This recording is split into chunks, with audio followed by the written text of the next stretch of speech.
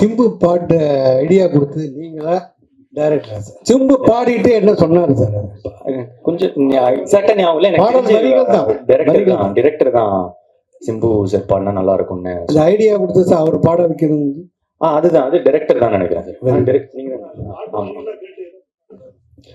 பாட்டு வரிகளுக்கு இன்ட்ரெஸ்டிங்கான ஒரு விஷயம் இருக்கு சார். ஃபர்ஸ்ட் அந்த ஏண்டி விட்டு போன லிரிக்ஸ் சொன்னது என்னோட டிரைவர் மணி. அவர் தான் வந்துட்டு இப்போ ஒரு நார்மலான ஒருத்தர் வந்து இந்த ஒரு டிஸ்கஷன்ல இருக்கும்போது என் டிரைவர் எப்பவுமே கூட பக்கத்துலேயே வச்சுப்பேன். ஏன்னா ஒரு கதை சொல்லி பார்க்கும்போது அவருக்கு போய் சேர்ந்ததுன்னா அவருக்கும் எல்லாருக்கும் பிடிக்கும் அப்படின்ற ஒரு நம்பிக்கை எனக்கு. ஸோ என் டிரைவர் வந்து என் கூடயே தான் இருப்பார் மணின்னு சொல்லிட்டு. ஸோ ஏண்டி விட்டு போன அப்படின்றது எப்படி வந்துச்சுன்னா, ஒரு பொண்ணு ஒரு பையன் விட்டு போயிடுறா. ஸோ என்னவா இருக்கலாம் போது பிரிந்தாய் அன்பே அது இதுன்ட்டு வந்துட்டு இருந்தது.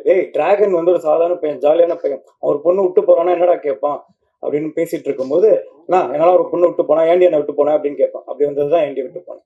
ஸோ பேசிங் அவர் ஃபர்ஸ்ட் நான் அமிச்சும் போது அஸ்வத் அதெல்லாம் பாட மாட்டார் சார், பிரேக்கப் சாங்லாம் நான் பாட மாட்டேன் அப்படின்னு சொல்லி சொன்னார். சார் நீங்க ஒரு வாட்டி கேளுங்க, உங்களுக்கு பாட்டு பிடிக்கும் நம்புறேன், நீங்க பிடிச்சா பாடுங்க அப்படின்னு சொல்லிட்டு அமிச்சோம். அவருக்கு அமிச்சதுக்கு அப்புறம் அவருக்கு ரொம்ப பிடிச்சிருந்தது. Purely based on merit of the song. அந்த பாட்டு அவருக்கு ரொம்ப பிடிச்சதுனால பாடினார்.